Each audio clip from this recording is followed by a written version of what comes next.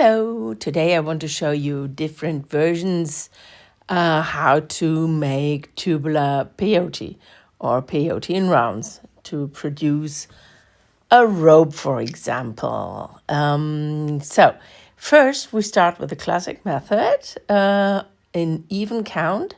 So I string 10 beads, I alternate two different colors to give a bit better visibility, and then I pass back through my first bead to close the ring, and now I do peyote stitch. And you see already the problem. This is a little bit tricky in that first round to make, so I always exit from a silver bead, string a blue bead, and pass to the next silver bead all the way around.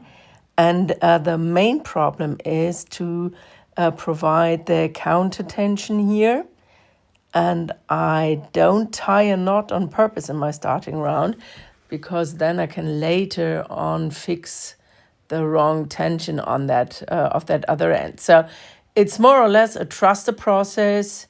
Just, you see, I'm making my way around here. The thread tension is too loose in my actual round, but I can still push them up a little bit, the beads, and pull it a bit more tight. This will all snuggle up in the end. Trust the process. Now, at the end of the round, I'm exiting from the first blue bead that I added in this round. This is the so-called step up. And you see, in the best version, the blue beads push down the older blue beads like half the position, as you know from the normal peyote.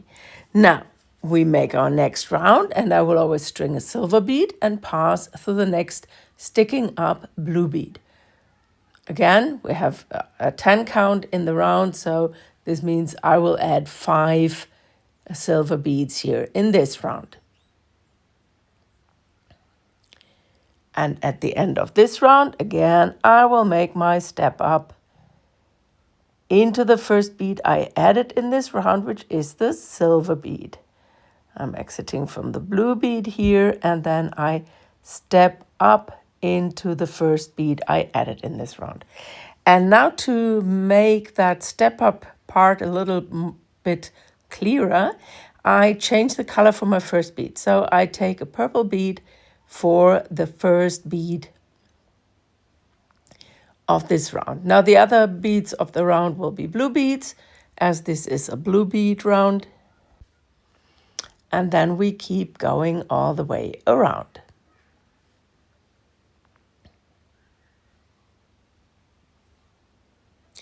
And you see here, the last blue bead is missing.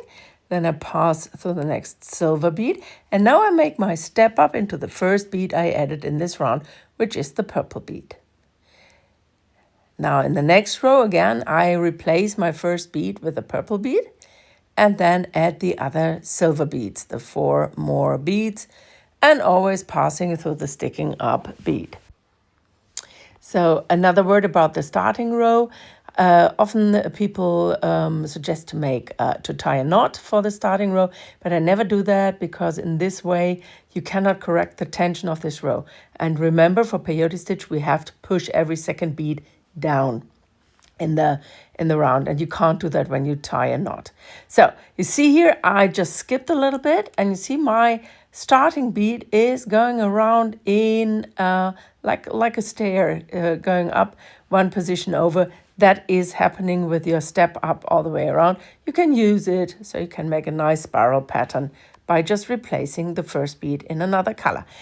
Now, I show you another start for this first row of an even count peyote strip. This is even better when you have a bigger round of beads, because it's getting more and more nasty to adjust the tension. So I just make a normal peyote starting row. I string my beads, and then I weave the row back. And now you can roll up that thing. So I'm just zipping my one end to the other end. So I'm exiting from the silver bead. I'm weaving into the one blue bead on the other end, exiting from the other blue bead on the same end, and then I'm entering the silver bead again.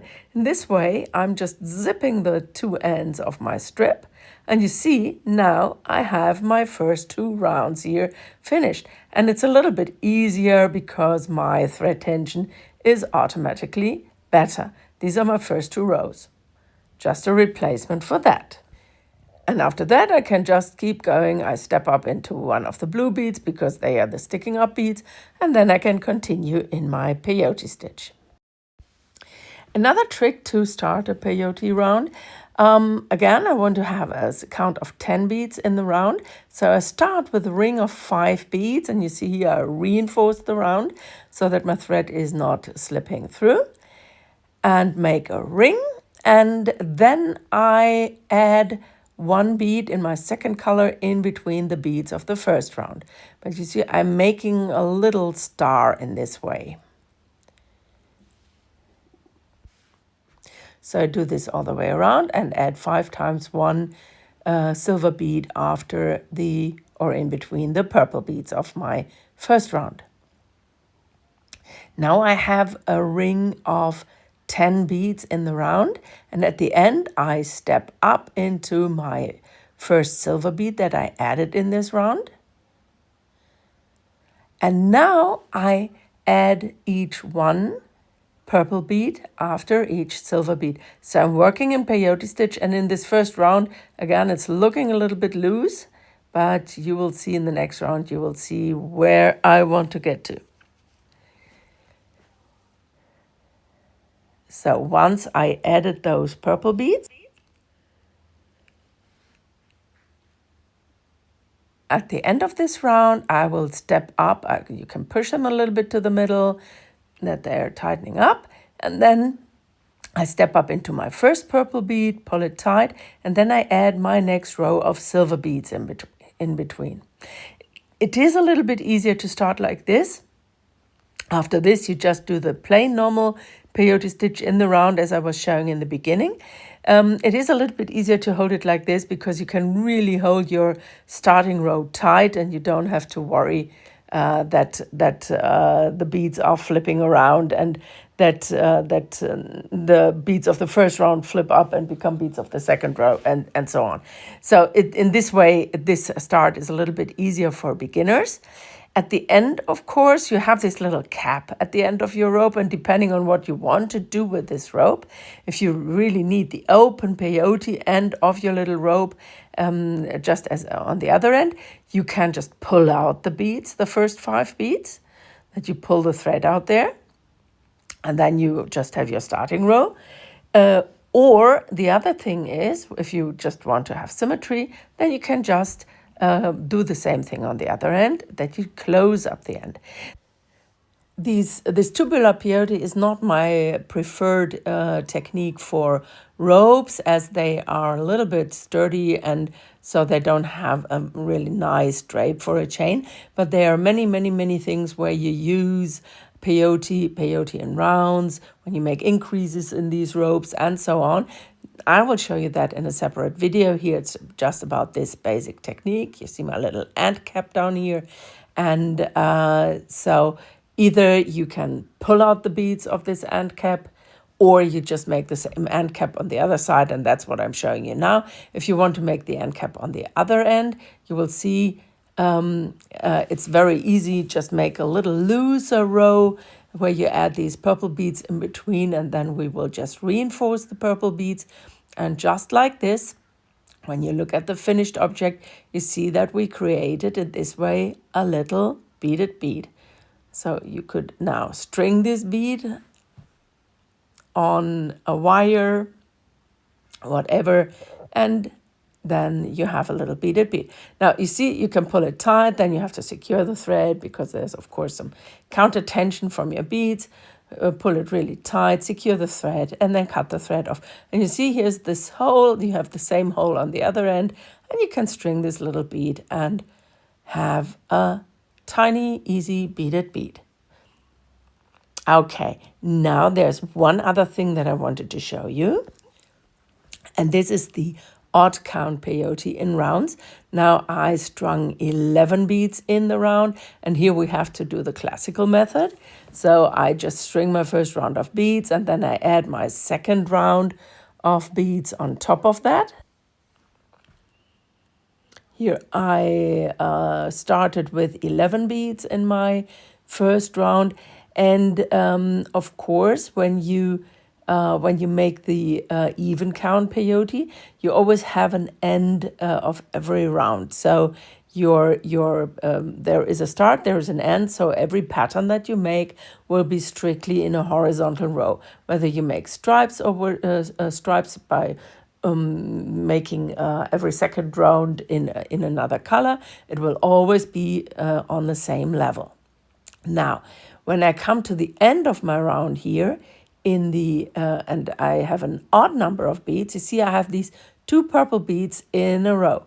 And of course, I'm not adding a bead in between them. I'm adding the next bead on top of the purple bead that is my first bead in the round.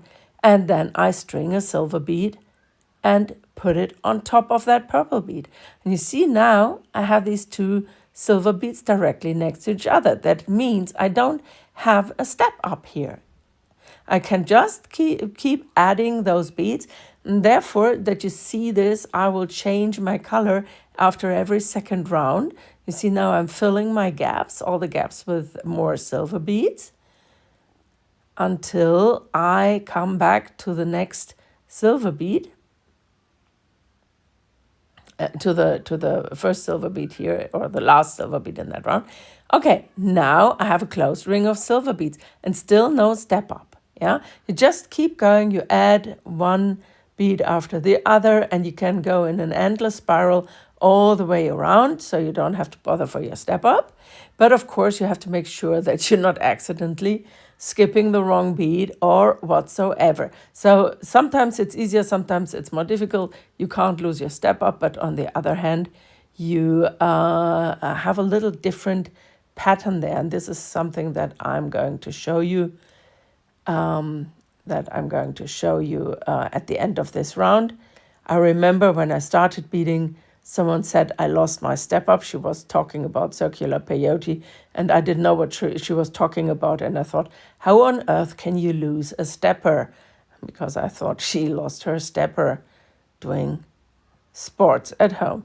And I thought, what a weird theme to discuss in a beading forum. But that's just on the side. One thing that you have to pay attention to in this odd count peyote, tubular odd count peyote, you don't have this clear stop of every row. So this is something that you have to pay attention to, especially when you want to work with different colors. Now, I hope you like this little excursion into tubular peyote, and I already have plans for the next video. So stay tuned, and thank you for your attention. Bye-bye.